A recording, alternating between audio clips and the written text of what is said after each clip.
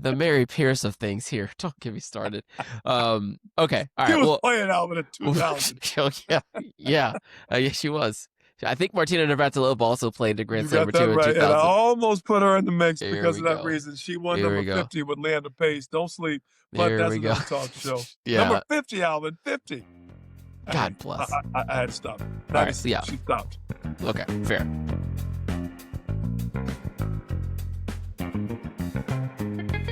Welcome to another episode of the Best Three Podcast. I am Alvin. That is Torrey. And What you up, what up? are, if you're here with us, I assume this is the third installment of Yep. WTA top 25 players of the last 25 years.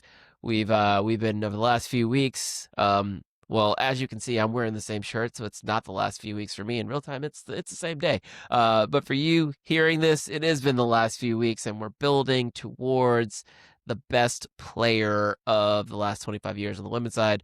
I will, yeah, I'll go ahead and read through them again for the people in case you're just catching up with us. So Tori and I have been going back and forth, trading lists. My top 25 so far. At number 25, I had Danira Safina. Number 24, Anna Ivanovic. Number 23, Petra Kvitova. Number 22, Coco Gauff. Number 21, Li Na. Number 20, Svetlana Kuznetsova. Number 19, Barbora Krejcikova. Number 18, Garbina Muguruza. Number 17, Amelie Mauresmo. And number 16, Caroline Wozniacki on Tori's list. Number 25, Mary Pierce. Number 24, Svetlana Kuznetsova. Number 23, Amelie Mauresmo. Number 22, Li Na. Number 21, Simona Halep. Number 20, Petra Kvitova. Number 19, Victoria Azarenka. Number 18, Caroline Wozniacki. Number 17, Garbina Muguruza. And number 16, Coco Gauff. Yep. TH, how you doing? I'm good, man. I'm good. I'm looking at I'm looking at my list as you're writing it down, and I'm like, yep, that's what I had. And I could have very easily, in my cut and paste on my little spreadsheet, I could have very easily put, one here, one there. And again, my error would be in not putting some further up, but I would need more space. That's all. So Understood. let me just say this, Alvin. Say it. did this for the men too, and the men is quintessentially harder because the last goats that went through plowed up so much land. They were like an EF-10 tornado, ripping up everything recognizable of the ATP tour. And as such, there's such a disparity between 24, 22, 20 that the former best of all time at 14, which is unheard of, seems paltry. And then you start getting into the likes of the 9s and the 8s and the 7s and the lean 6s of Johnny Mack. And you're like, what are we even talking about right now? Why are we talking about Why are we even talking about, like, we don't even need to talk about this.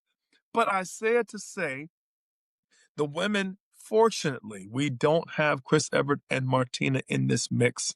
I have done my fair share of incorporating all players still playing in 2000, and that's my story, and I'm sticking with it. But How dare you? With that said, it's made the women a tiny bit easier.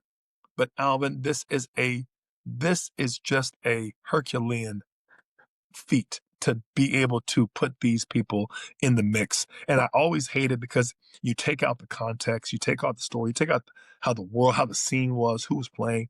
But again, we're doing our best. We're doing our best to put some sort of level of appreciation. Let me say that first. And then number two, of ranking the appreciation of the greats. By no means is there any level of scrutiny and any level of, there's nothing but love and nothing but appreciation for what we've been honored to see and experience. So let me just say that, and shout out to all the players. If you happen to catch a bit of this and you hear your name or what have you tagged or listed in some of this, know that we as the tennis faithful have been blessed to have your hard work grace our eyes, our tickets, our our grounds passes, our TVs and such over the last 25 plus years, because it you have made life a little bit more enjoyable in the process by your hard work and being able to,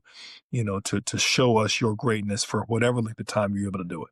Yeah. And this isn't a situation where we're coming up with a 25 woman draw and we open up the balls and see who's going to win or anything. This Right. is a, you know, as we have a chance to look back, what it's for me personally, when I thought about this, I was like, we're seeing some greatness right now between the Right. Sabalenkas and the Swiateks, but I don't want us to necessarily forget how good some of these other players actually were, and then put it in context so that we Yep. can talk about the Sabalenkas and the Swiateks and understand that, hey, we don't talk about Garbina Muguruza much anymore, but she was a real one too, and then also appreciate how special Arena Sabalenka and Iga Swiatek Right. are, and obviously we feel they are because we haven't talked about them yet, and No, we're not we're yet. getting into the meat and potatoes of this. Like, Yep. I when going through my process, I looked at these,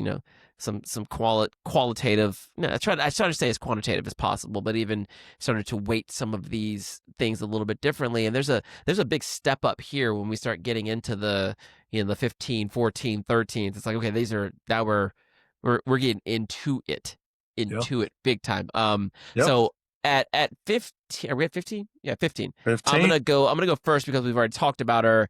I've got Victoria Azarenka at 15. You had Okay. her a little lower at 19, Hmm. but the words we shared about her in a previous episode still hold true here. Yep. What she was able to do against the top end of some of the best women in history, right?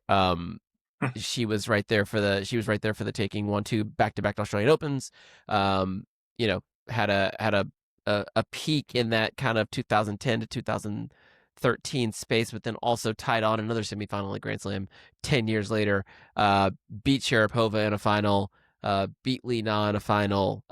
These are ladies that we have talked about and we'll talk about after a little bit later on. Right. I believe she probably lost to Serena in a couple of finals there.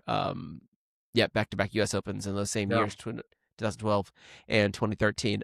So yeah, that's Vika Azarenka for me at 15 TH. And that's a really good spot for her, Alvin. As I told you, that if there's anything that I look back on, when you look strictly at the records and the rankings, you know what I mean. I defaulted to my draconian um, set of rules, you know what I mean, that I was limiting myself to, but it doesn't speak to. I think the highest compliment I can give her is, as I said before, she is the Marat Safin of women's tennis tour that could have easily won a few more. No one wanted to play. And the one player who, and I'll put singularity to this, the one player who those who had more slams than her never wanted to play and never enjoyed playing, and you endured or got through it. You were happy that they weren't on that day, because had they been on, you'd lost. And that's so I 100% agree with you. My my number 15, and again, I players still playing in 2000, Alvin. This young lady who has coached, led Billie Jean Cup, Fed Cup as was back in the day. Lindsay Davenport. I had to put Lindsay in this mix, Alvin, and I'm going to give her as the elder stateswoman in the mix. A few other players have similar bodies of work in terms of total number of slams, but I'm giving her that because of her of age and maturity. However, she is by no means. Yeah, if there could have been a tie on 17 through 20, or sorry, 12 through 15, it would have been a tie, because each of these women were phenomenal. The fact they all share three slams is something, but she was at a very pivotal point in American tennis, a very pivotal point in tennis in general, and literally some of her battles with or the early Serena and Venus, the early days, and in the early 2000s when the tour was really kind of coming into its own in our current big hitter mold. Uh, it was phenomenal to watch, and so her three slams were only the tip of the iceberg as far as I'm concerned. But Lindsay Davenport is my number 15. I'm gonna. I love the inclusion of Lindsay Davenport in this list. I also included her in this list, Mm-hmm. but a little sneak peek. It's gonna be a few weeks before I have anything to say about Lindsay Davenport, 100%. because that's how much I have. That's how much Sure. I respect the body of work that Miss Davenport had. Not just taking into account. I didn't even take into account what she did in the late '90s. Yeah. Just looking kind of like '99 to 2005. Yep. Yeah, so I got no problem with Yeah. Lindsay being on this list in this era. I feel the same and then some. So we'll come back to Yep. Miss Davenport at another time. Yep. Number 14. All right, this is where it gets a little strange. All right. 3-time Grand Slam champion Jennifer Capriati Okay. had to. Before you go anywhere, before you Mm-hmm. say anything else, Mm-hmm. I had the same pick. 13. So 13. All right. Okay. Then we. Okay. This is what I'm talking about. So just to So remind you guys, Jen Capriati. we did not talk about this ahead of time. The assignment was, TH, this is what we're gonna do. Yep. You bring your list, I'll bring my list, and we'll see where we end up. And we both felt the same way about Jennifer's short but reign of terror on the tour. With 13 weeks at number one. Yep. 17 weeks at number one. 3 Grand Slams, won 1 Grand Slam final. Yep. A little on the younger side of my tennis memory. But so I'm gonna let you speak about Yep. Miss Capriati. Miss Capriati is the unfortunate example for every parent who thinks their kid is going to be special. You need to take a step back and look at Jennifer Capriati's body of work as a junior. Alvin, I ran the girls 12 nationals for 7 years. There was a picture that a buddy of mine showed me from the 14s, and that a young Jennifer Capriati was playing in the 14s natties at 10. A buddy of mine also showed me a picture of the Orange Bowl she played at the ripe old age. Orange Bowl, Alvin, 18U, ITF, at the ripe old age of 12. Yeah. Think about that. Yeah. And did I forget to mention that she reached round of 16 at the ripe old age of Wimbledon at the ripe old age of 14. So you're talking about, and it might have been quarters. I have to go back and look at it. I say it to say, look at those 3 benchmarks: 10, playing the 14 U natties; 12, and I want to say she did well enough, if not won it, at that point in time at Orange Bowl, at this level, the highest level ITF. And now you're talking about Wimbledon. I'm pretty sure it was quarters. She gets to the court. Was it semis? So let's go back even before semis. that. Her first Grand Slam that she appeared in was in 1990 when she was 14, and she semifinaled the French Open. Semifinal of the French. That's what it was. She semi the French. She Semifinal the French at 14 first flipping Grand years old. Slam. That's what it was. What did she get? Was she quarters of Wemby? So 4th round Wimbledon. 4th round. And then 4th round U.S. Open. And then the next year. I thought it was round 16. And then the next year I forgot about semi. I thought it was the year after she had French Open, but you're right. Yeah, and then the next year, age 15, she goes 4th round Australia. No, she didn't play Australian. 4th round French Open, semifinal Wimbledon, semifinal U.S. Open. I knew the 15 was that year, but I say that to tell you, Alvin, you cannot talk about her 2 to 3 year reign of terror without explaining her unreal hyperspace from the juniors into the pro tour. The movie King Richard spoke a little bit to that, about how Capriati, it kind of indirectly spoke to her a little bit about how good she was. And I know Venus and Serena had their paths kind of crossed at some point down there at Rick Macy's, but I say it to say phenomenal, and perhaps much too much success much too soon. And we all know about her little sabbatical, we're going to call it in the best of terms here, for what she went through, and the fact that she came back to tennis, reached peak form. It was never about her hitting a tennis ball. It was always about maybe some other things she was going through, some expectations and some of the part and lost a lot of her childhood as a result, Alvin. I think it's the point we want to get to. So Yeah. I just say it to say you have to appreciate her not only for what she achieved, but what she went through early. She could have done a lot of this much earlier, Alvin. That's the track she was on, and then went back to have a little bit of a life, you know. And I'm not going to speak to some of her walkabout a little bit. You know, I'm not here to condone We'll or keep it to tennis. no, we'll keep it We'll tennis. keep it But tennis. bottom line, it's very understandable the toll that the early success took is Y- all I would say. Yeah, and I mean we're talking about, okay, so this level set here, right? Age 14, her first Grand Slam appearance, she's semifinals. Over the course of the next 4 years, right? 3 semis, 6 quarterfinals, right? From 1990 to 1993.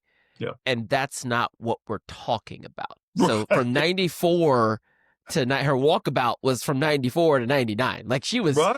in the lurch, right? Right. A lot of things were happening in her life, and a lot of that had to do with becoming an adult a Yeah. little bit too soon, right? Yeah. So 2 years completely Money, off fame, tour. you know, Yeah. independence, you name it. Yeah, And childhood loss. Let's not forget that part of it. You know, for a girl that was that high, you don't get that high in tennis. You don't get that far in tennis and not appreciate how something else was at a loss. right, right. You know, you overreach in one, you by definition miss something else. You know, you put Mhm. all those eggs in that basket, and there's no eggs in the basket. So, Yeah, but and that's all. but what we're speaking to, like, and why we're including her, well, we both included her, poetically in the same spot, from when she did, kind of find tennis again. Right. Year 2000, she semifinals Australian Open, and then the following year she wins the Australian Open. She Yeah. wins the French Open, semifinals of Wimbledon, semifinals US Open. Right. 2002 wins Australian Open, Yeah. semifinals of French Open. Like, and then tacked on 3 more semifinals over the next 2 years. That's why she's on this list, right? You talk about 3 Grand Slam wins. When I was doing all of the extra work, I was like, I got down to her and I was like, she should be much higher. But I just couldn't, I couldn't, my brain wouldn't let me get past the 3. But at the same time, she should have been a bit higher. And again, just because I was already going into the 90s, I felt bad. I said, you know what? Let me sneak, Jennifer Capriati at this point It's just not a because of the sneak. relevance. It's Oh, not a definitely not a sneak. sneak. It's not a My sneak. point being, That she all could have easily happened. she could have easily been closer to top 5 if you looked at her body of work, if you include both and then and then. Yeah, yeah. I think it becomes a little more cut and dry because the Yeah. high end, like Yeah. those 3 Grand Slam wins, all did happen post 2000. Right. Um, and so For that, for the purposes of this list, right, if we yeah, were doing career results and you included a numerical value of finals, semi, semifinals, a lot of semis, and a lot of quarters, semis. buddy, I mean, Yeah, he would easily be top 10. Easy. I wonder if I would actually move her because, Yeah. like, I mean, I feel really, really good about the rest of the list. I The do as rest well. the rest of the list is packed. I They do, they have no shortage of talent. right. I'm just saying, but you don't really appreciate how long her career was, is all I was getting at. Right. That part, yeah. Longevity does matter. So let's move up to number 13, and Yep. my number 13 is Simona Halep, and we've already talked about her in a previous episode. I think for me, her ability to do it for so long, like when we talk Yep. about, like, yeah, she did win 2 Grand Slams, she did final 3 Grand Slams, and I think she finaled all 3 of them before she won her first. Yep. Was number 1 in the world for 30 some odd weeks. Yep. Yeah, I mean, we've talked about her, I think, in a previous episode. So I'm just gonna go ahead and say, if you didn't listen to that one, go listen to it now. Yeah. But yeah, I had Simona at 13. 13. Sorry, did I have Yeah, 13? 13. 13. Yeah, Jennifer at 14, Simona at 13. Yep. Who do you got 13? I visited the land of the lefties once again, Alvin. Germany's finest, Angelique Kerber, was Ooh. absolutely uh, was the Fraulein forehand of her time. She was a lefty version of her fellow countrywoman, Steffi Graf. in a different era and was at every bit of a marksman. And if anything, and I love Petra, she was in some ways a bit more mobile and a bit better backhand Petra with the same big serve and the same strokes, and could come forward when she wanted to. I loved Angelique's game, and I felt like toward the end of her career, she really kind of put it all together. But she was, again, also a three slams, also number one in the world between 2016 and 2018. And I felt like she was another player that helped to kind of put some of the nails in Serena's coffin there toward the end after 20 years of phenomenal tennis. And I felt like she was one of those players that really helped to help you understand how good was. And three Grand Slams is no small feat. And I think she had several years of quarters and semis up until that point in time. But Angelique Kerber, Alvin. Yep. And I'll get won't bury the lead. I have Angelique at number 12. For Yep. the same reason you mentioned. Like her peak was probably 2016 to Yep. 2018, where she picked up 3 Grand Slams. Two of them she beat Serena in the final, and Yep. I feel like I'm going to continue to say that, like, to beat Serena in the final of a Grand Slam and reach number one, Right. like that During is, her turn, her reign. yeah, that was no Right. joke, Serena. Like that was like one of Serena's. I think she had like probably 3 different peaks, but that was one of them. But to be right there with her, to push Serena, continually meet her in final. I think they met in like 3 or 4 Grand Slam finals. And she was able to pick up 2 of them. But again, like that long body of work, right? 2011 was her first semifinal appearance in a Grand Slam at the U.S. Open. 2021 was her last. Like Right. that's 10 years of 4 semifinals, 1 finalist, 3 Grand Slams in the bag. Like that makes a Hall of Fame career. First time. First time. Oh yeah, Yeah. Yep. easy inclusion for me here. And you and I had her, right about the same space here. You at Yep. 13, me at 12. Who do you, yeah, I got nothing else. I got nothing else to speak on about Angelique Kerber. Who do you have at 12? Ashley Barty. Huh. Ash Barty. Huh. She's the top of my three-time slam champs. I felt like she could have won more. I felt like, I'm not going to say COVID hurt, helped, or whatever. I'm just going to say I felt like she should have stayed. I would have loved for her to stayed. In a weird way, I look at her like I look at Monica Seles. I wish she had stayed. You know what I mean? I was looking forward to her playing more tennis. I felt like um, she's the one player I look back at and say to myself, how many more could you really have gotten if you went a little deeper, in the game and just decided for not for your sake, for my For sake. for us. For us. Not about you, Ashley. It's about us. If you could have, if you were to continue to push a little harder into what the annals of history a little bit, what you really could have put your mark on the end. I thought she did 3 and was just getting started. I really did. I felt like her game style when she was putting it all together, there didn't seem to be a player that had the answer to her matrix. And I think she left on top, and which was just great for her and happy for her, much like the great Pete Sampras did. And she walked into the sunset carrying a Grand Slam trophy in her hands. And, whether she went to, I don't know, went to, what else was she into? It wasn't She's a rugby. golfer. Golf, but it was something Yeah, else. It she was something does. else Australian. It wasn't rugby. It was something else she was into that was, uh, Oh, it'll come to me. that she played back, that she played at a high level as a junior. Yeah. She was really big into. Yeah. Wasn't cricket, was it? Was something else. She was like really, really good at back then. She just, I almost feel like she wanted to go on something else.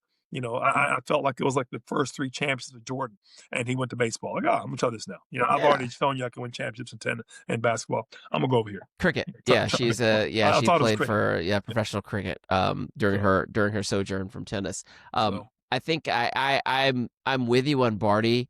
I've got her a little bit higher. yeah, So we'll hear about her in another episode. yeah.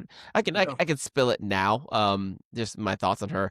I think we forget how old she was when she not old she was, but how long she had actually been on tour when she actually broke Mm, through, right? So right.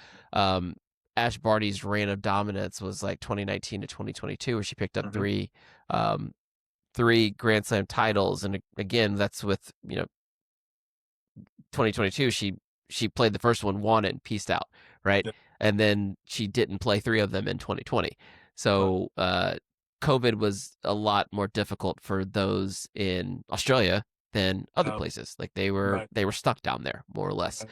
Right. Um, so for her to be able to come back from that, pick up another two Grand Slams before calling it a career for real this time, because she turned pro in 2011, right? Mm, And was good point. not a player of note in the 4 years she was on tour Right. before she left. So 2011 to 2014, never got past the second round in a Grand Slam.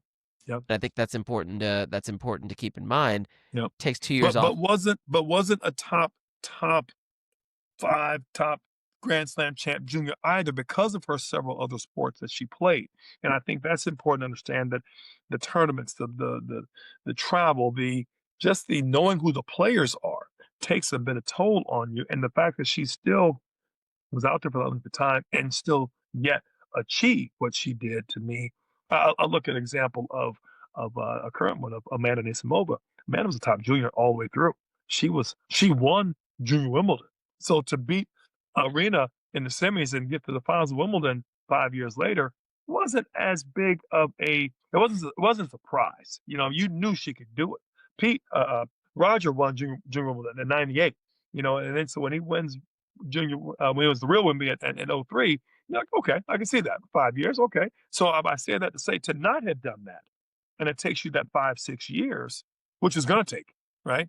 And then you see her then continue to improve. I felt like she took that 2 or 3 years as the ITF would have taken, and then she used, and then to achieve, to me, it's actually all the more impressive, uh, because of not having the solo tennis focused career that most juniors take. So I'm just gonna clear it up just a little bit though, because Ash was a pretty accomplished junior. She did win Junior Wimbledon. There you go. She did win it, What which what makes it even 2011. So well, in 11, 12, that's a pretty good distance though between when she actually, like, so it's like what happened after that is more so the 2016. What was give me the 5 year, give me the 5 year litmus test that most players take to have that big result. what do you mean? In other words, what was her tournament result in 2016? 2016, that's when she was coming back. So she had already Ah, so it's got to retired at that point. So it just right. kind of feels like maybe it was too much for her.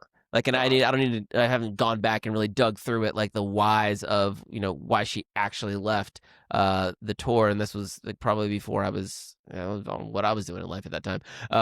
But yeah, yeah. Good that's a, point.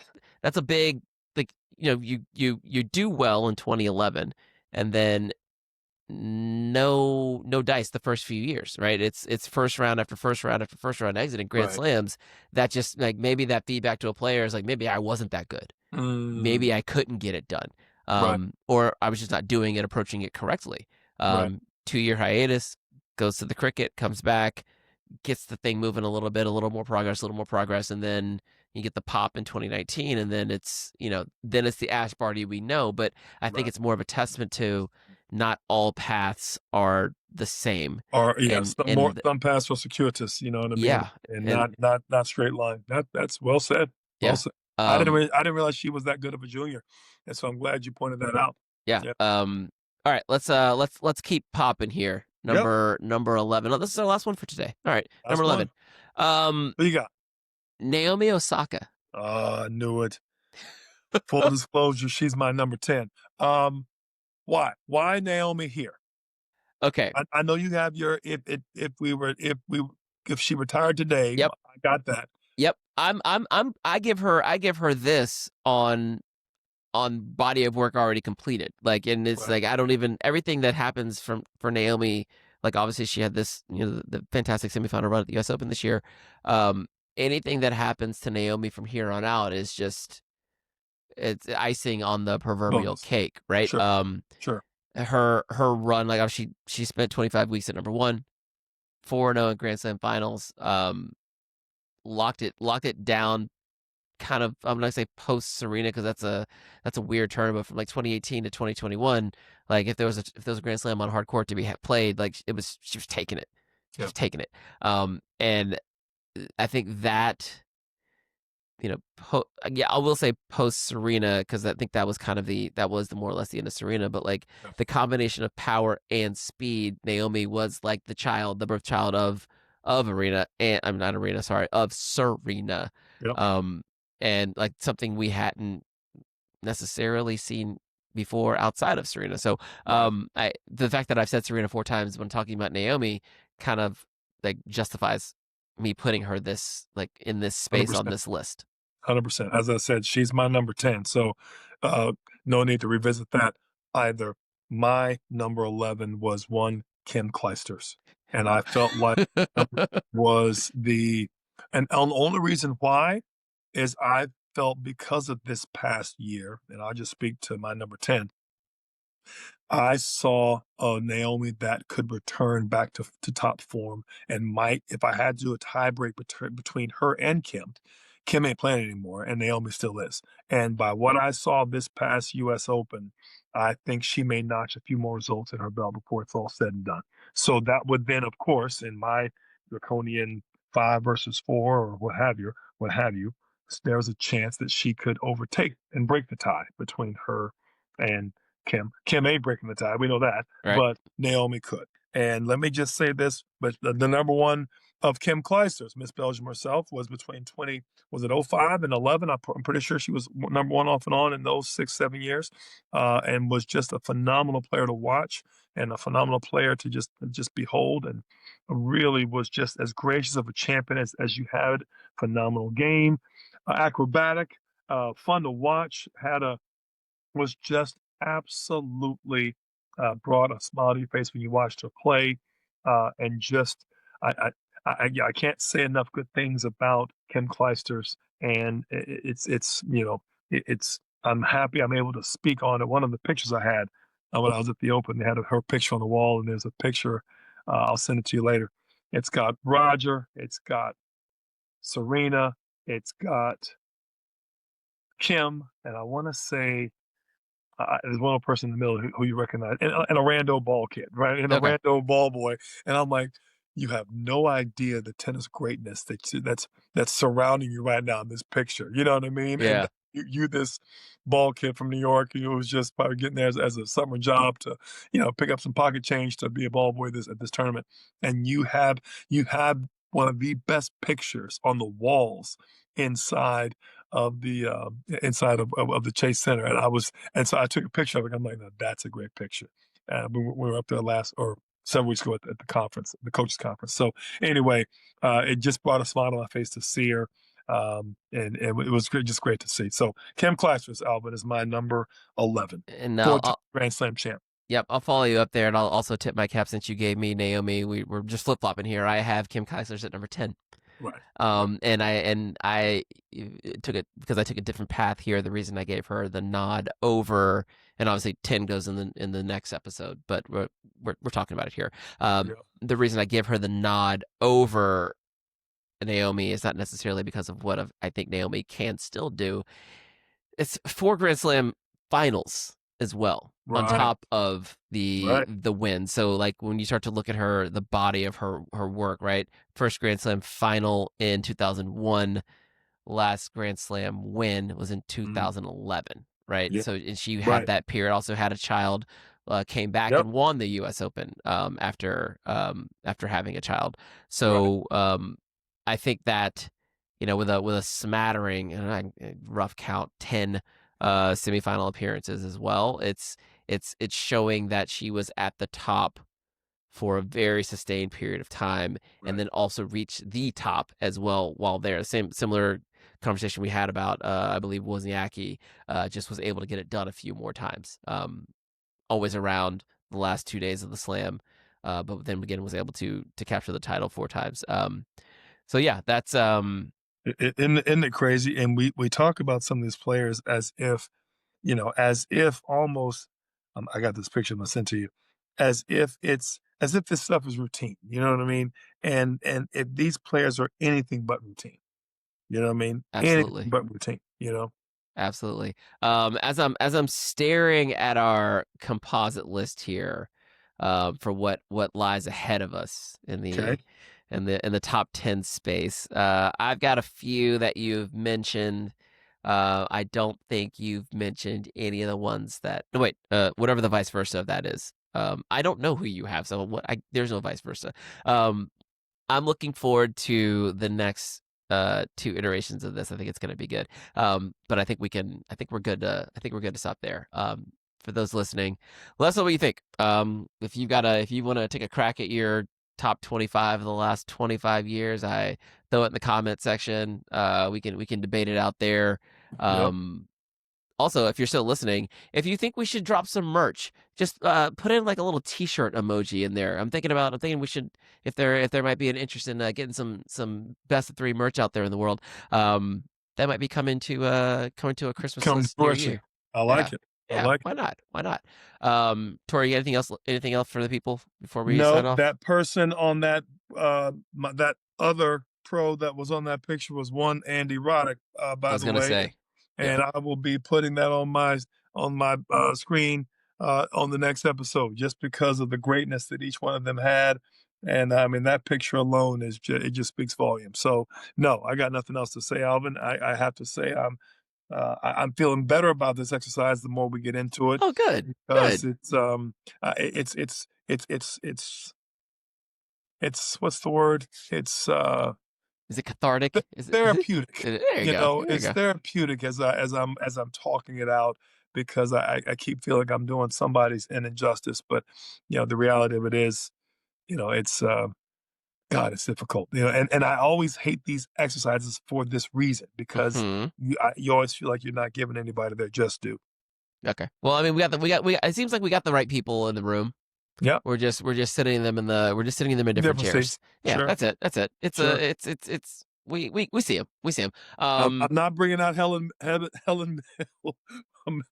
was is it Mills Moody or whatever. I'm not bringing out Suzanne Langland. I'm not bringing out the old Thank you. I appreciate you at least having some Jesus. some level of decorum. Jesus. The Mary Pierce of things here. Don't get me started. Okay. All She right. was Well, playing Alvin in 2000. yeah. Yeah. Yeah, she was. I think Martina Navratilova also played the Grand You Slam got or that two in right. And I 2000. almost put her in the mix Here because we of that go. reason. She won Here number we go. 50 with Leander Pace. Don't sleep. But There that's we go. another talk show. Number Yeah. 50, Alvin. 50. Hey, God bless. I had to stop it. All right. 96. Yeah. She stopped. Okay. Fair. All right. Let's put a pin in it. I'm Alvin. That's Tori. Like, subscribe, comment, tell your friends, all that good stuff. And we'll catch you on the next one. Best 3. We are out. Peace.